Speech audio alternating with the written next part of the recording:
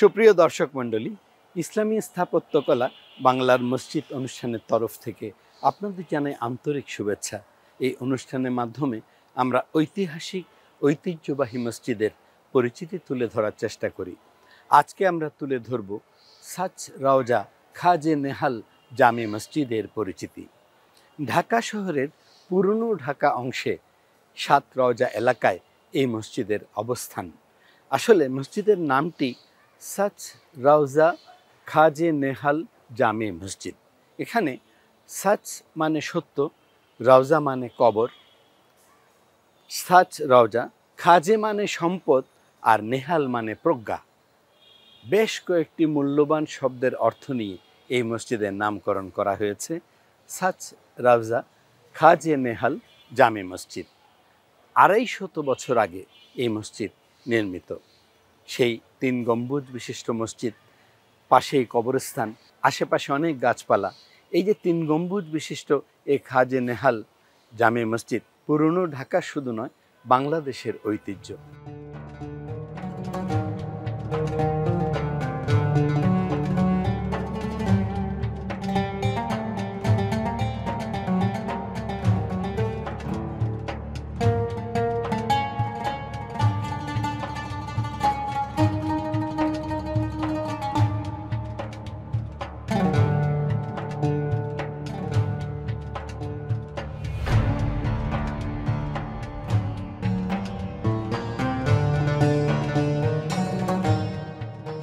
আলহামদুলিল্লাহ, আমি এখানে দীর্ঘ প্রায় 13 বছর যাবৎ রয়েছি খেজমতে। এই মসজিদের আপনারা দেখছেন যে এখন আমি যেখানে দাঁড়িয়ে আছি, এটা প্রায় 250 বছর আগের মসজিদ, অর্থাৎ মোগল ইতিহাসের অন্যতম একটি মসজিদ। এটা আসলে এখানে যেরকম সৌন্দর্য দেখা যাচ্ছে, বাইরের থেকে আলহামদুলিল্লাহ এরকমই দেখা যায়। এরপর বাইরে আমাদের যে বড় জায়গা অংশটা রয়েছে, ধারাবাহিকভাবে যারা ছিলেন তারা মসজিদের উন্নয়নের জন্য, জায়গা বড় হওয়ার জন্য এরপরে সবগুলো করা হয়েছে। আলহামদুলিল্লাহ মসজিদটা বর্তমান 16 কাঠার উপর রয়েছে। যেহেতু এটা আমাদের পুরান অংশ, এটা মোগল ইতিহাসের মসজিদ একটা, এটা ঠিক ওইভাবে রেখেই নতুন অংশগুলো উঠানো হয়েছে। ভবিষ্যৎ পরিকল্পনা রয়েছে যে আমাদের বাইরে যে পুরান অংশটা, অর্থাৎ এটা ছাড়া যে অংশটা রয়েছে ওটা একটু উন্নয়নের কাজ করার ফিকির রয়েছে, চেষ্টা রয়েছে। এমনিও এই মসজিদের ওপর আপনার নুরানি, নাজরা, হেজ বিভাগ এবং কিতাব বিভাগ, তাইসির থেকে নিয়ে সর্বোচ্চ জামাত অর্থাৎ ইফতা পর্যন্ত রয়েছে। আলহামদুলিল্লাহ এই মসজিদে প্রায় 3000 মুসল্লি জুমার দিন নামাজ আদায় করেন। প্রতি ওয়াক্তে প্রায় 500 থেকে 600 মুসল্লি থাকেন। আমরা এখন সাচ রওজা খাজে নেহাল জামে মসজিদের মূল নামাজ ঘরে। আমরা লক্ষ্য করছি 3 কাতারের জায়গা রয়েছে, মূলত সাজানো আছে কিন্তু 2 কাতার। এই 3 বা 2 কাতার মসজিদের উপরে আমরা লক্ষ্য করছি এটি 3 গম্বুজ বিশিষ্ট একটি মসজিদ। পশ্চিমের দেয়ালে 3টি মেহরাব রয়েছে, পূর্ব দিকে 3টি প্রবেশ পথ রয়েছে।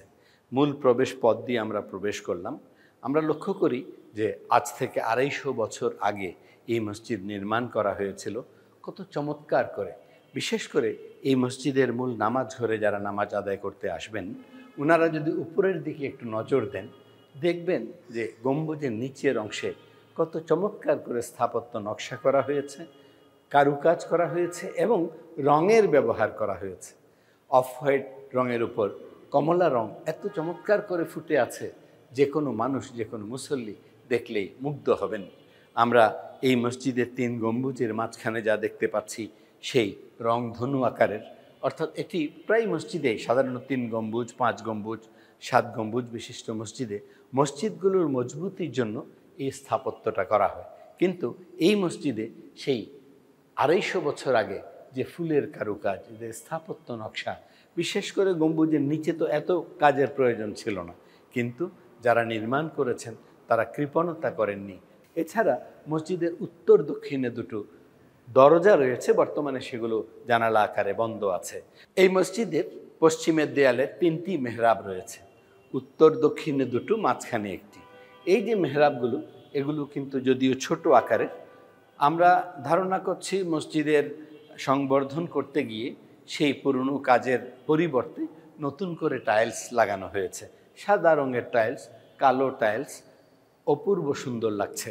আমরা উত্তর দক্ষিণের দুটো মেহরাব ছাড়া মাঝখানের মেহরাবটির কথা যদি আমরা বলি, যে এইখানে দাঁড়িয়ে ইমাম সাহেব নামাজ আদায় করান এবং তার পাশেই রয়েছে একটি আসন।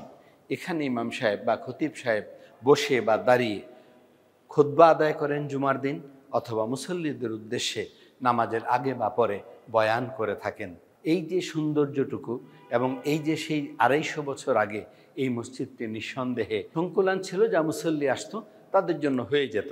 কালের বিবর্তনে যখন মুসল্লি সংখ্যা বেড়ে গেল, নিঃসন্দেহে মসজিদকে সংবর্ধন করতে হলো। আমরা লক্ষ্য করছি মসজিদের পূর্ব দিকে প্রায় 4-5 কাতারের একটি অংশ রয়েছে, তারপরে আরও অংশ রয়েছে। মসজিদটিকে আরও সংবর্ধন করা হবে, সেই বর্ধিত অংশ ভেঙে ফেলা হবে, ওখানে বহুতল মসজিদ নির্মাণ করা হবে।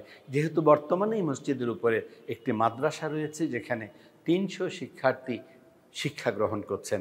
300 শিক্ষার্থী থাকার জন্য, পড়ালেখা করার জন্য নিঃসন্দেহে কয়েকটি ফ্লোরের প্রয়োজন, বিশেষ করে এই জনবসতিপূর্ণ ঢাকা শহরের পুরনো ঢাকার এই এলাকায়। আমরা আশা করব সেই সংবর্ধন যখন হবে, তখন নিঃসন্দেহে এই ঐতিহ্যবাহী 250 বছরের পুরনো এই অংশটুকু যেন অক্ষুণ্ণ থাকে।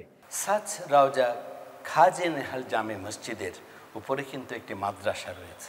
আমরা এই মাদ্রাসার একজন শিশু শিক্ষার্থী, যার বয়স মাত্র 8 বছর, নাম মোহাম্মদ মুহতাসিম বিল্লাহ, আমরা ওনার মুখে পবিত্র কোরআনের একটি তেলাওয়াত শুনব। আউযু বিল্লাহি মিনাশ শাইতানির রাজীম। সূরাতুদ দুহা মাক্কিয়াহ।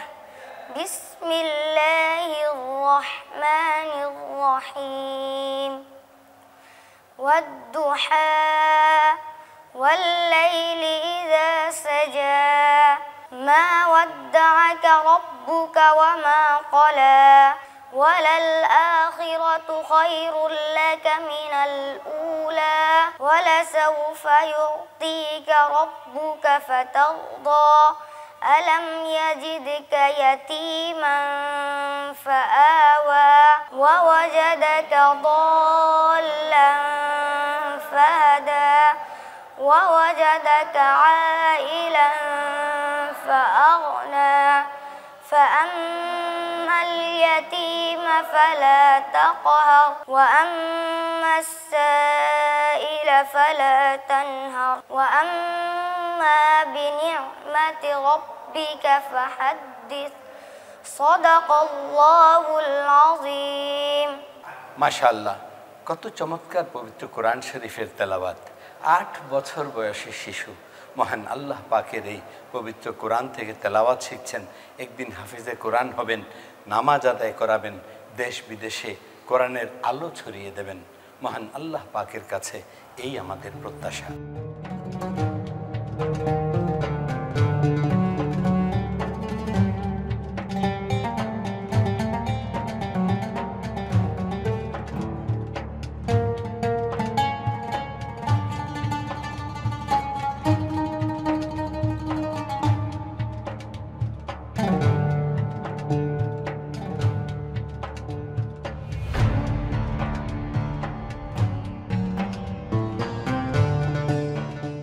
আলহামদুলিল্লাহ, আমাদের 5 ওয়াক্ত নামাজের সময় 5 ওয়াক্তের মোছা দেওয়া হয়, পরিষ্কার পরিচ্ছন্ন আমাদের রাখি। আমাদের আল্লাহ তাআলা ঘর, আল্লাহ তাআলা হেফাজত মানে খেদমত করতে খুব ভালো লাগে। আমরা অনেক বাইরে কাজ করতে পারতাম, তারপরে আলহামদুলিল্লাহ আল্লাহ তাআলা ঘরে কাজ করাইতেছে। এরা আল্লাহ আসার শুকরিয়া। আল্লাহ তাআলা আমাদেরকে মরার আগ পর্যন্ত আল্লাহ তাআলা যে খেদমত হিসাবে রাখে ইনশাআল্লাহ।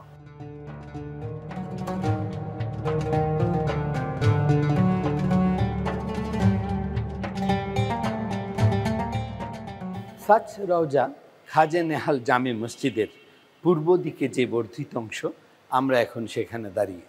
3টি প্রবেশ পথ রয়েছে, মাঝখানের প্রবেশ পথটি বড় আকারের। এই অংশে 5টি কাতার রয়েছে। এই 5 কাতারে অন্তত 300-400 মুসল্লি একসাথে নামাজ আদায় করতে পারেন। মসজিদের বাইরের অংশে আমরা লক্ষ্য করছি যে সাদা টাইলসের উপর যে কালো রঙের টাইলস লাগানো হয়েছে, দূর থেকে খুব সুন্দর নজরে আসে এবং অনুমান করা হয় যে মসজিদের স্থাপত্য নকশা দেখেই সেই 250 বছর আগে যখন নির্মাণ করা হয়েছিল, নিঃসন্দেহে এখানে অন্যরকম কারুকাজ ছিল। কালের বিবর্তনে নতুন করে মসজিদকে সাজাতে গিয়ে এই নকশা করা হয়েছে। তাতেই আমরা দেখতে পাচ্ছি মসজিদের উপর থেকে নিচ পর্যন্ত খুবই সুন্দর।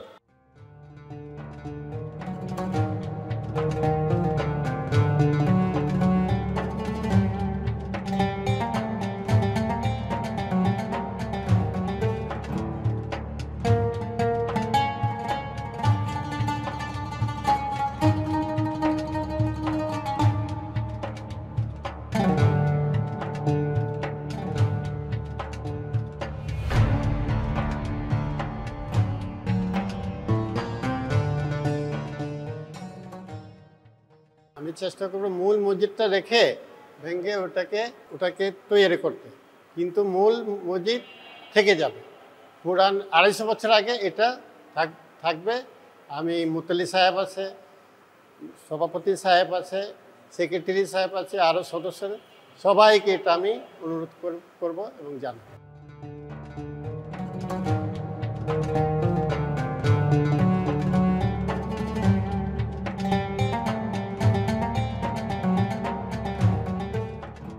সাচ রওজা খাজি নেহাল জামে মসজিদের প্রতিটি ফ্লোর অপূর্ব, সাজানো হয়েছে যত্ন নিয়ে, মন থেকে। স্থাপত্য নকশা বলি, টাইলস লাগানো বলি, পিলার বলি, প্রতিটি পরতে পরতে আন্তরিকতার সাথে কাজ করা হয়েছে। এই সৌন্দর্য যে কোনো মুসল্লি আসলেই অবলোকন করতে পারবেন। যারা আসেন নামাজ আদায় করেন, সিজদা দেন, শান্তিতে নামাজ আদায় করেন।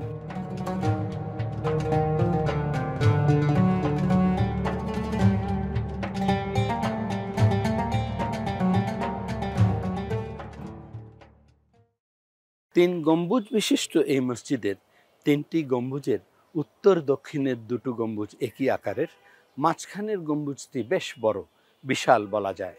গম্বুজের উপরের অংশে পদ্ম পাতার স্থাপত্যের সাথে কলসি আকৃতির স্থাপত্য মিলিয়ে চমৎকার একটি উঁচু স্থাপত্য নকশা করা হয়েছে। এই নকশাটি কিন্তু 3টি গম্বুজের উপরেই রয়েছে।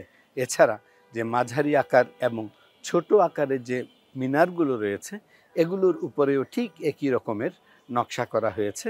এই রঙগুলো মূলত দেখা যাচ্ছে সোনালি রং, পাথরের আবরণ দিয়ে ঢাকা হয়েছে। রঙের দীর্ঘদিন ব্যবহার না করার কারণে রঙটা স্পষ্ট নয়, কিন্তু এই পাথরের আবরণের উপর এই 3 গম্বুজের উপরের এই স্থাপত্য নকশা এই মসজিদের সৌন্দর্যকে অনেক গুণ বাড়িয়ে দিয়েছে।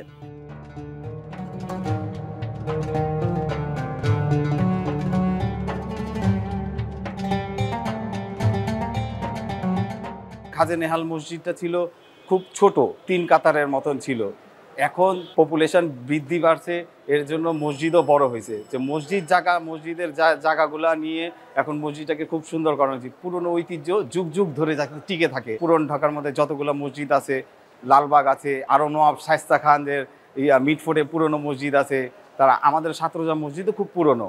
তো ওই হিসাবেই আমরাও চাচ্ছি যে যুব সমাজও চাচ্ছে যে আমাদের পুরনো জিনিসগুলোকে ঐতিহ্য ধরে রাখে, নতুন করে সুন্দর করে বড় করার।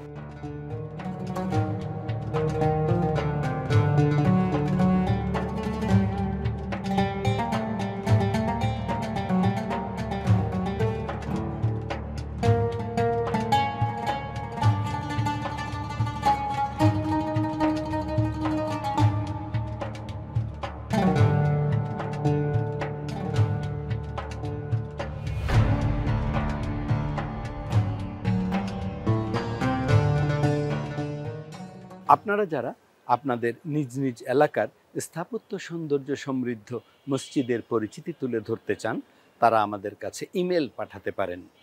আমাদের কাছে ইমেল পাঠানোর ইমেল আইডি producerbanglaramasjid@gmail.com। পুরনো ঢাকা মূলত জনবসতিপূর্ণ এলাকা, নিঃশ্বাস ফেলার জায়গা খুঁজে পাওয়া কষ্টকর। সেই ক্ষেত্রে এই সাচ রওজা খাজে নেহাল জামি মসজিদের দক্ষিণে আমরা লক্ষ্য করছি বিশাল এলাকা, সম্পূর্ণ এলাকাটুকু কিন্তু কবরস্থান। তার মাঝেই রয়েছে অনেকগুলো গাছপালা, নানান রকম গাছ, ফুলে ফলে সমৃদ্ধ। এই যে চমৎকার পরিবেশ ঘেরা এই অংশটুকু, আমরা আশা করব এই মসজিদের ভবিষ্যৎ পরিকল্পনা যে রয়েছে এটিকে অনেক উঁচু করে তৈরি করা হবে। ঐতিহাসিক মসজিদের অংশটুকু অক্ষুণ্ণ রেখে সেই নতুন মসজিদ মিলিয়ে এই অংশটুকু অন্তত যদি খোলা থাকে কবরস্থান হিসেবে, গাছপালা ঘেরা প্রাকৃতিক পরিবেশ হিসেবে, আমরা আশা করব এই মসজিদের ইতিহাস ঐতিহ্য যুগ যুগ ধরে বেঁচে থাকবে। এই প্রত্যাশা করে আজকের মতো শেষ করছি এই সাচ রওজা খাজি নেহাল জামে মসজিদের পরিচিতি। আগামীতে দেখা হবে মহান আল্লাহ পাকের ঘর অন্য কোনো মসজিদের পরিচিতি নিয়ে।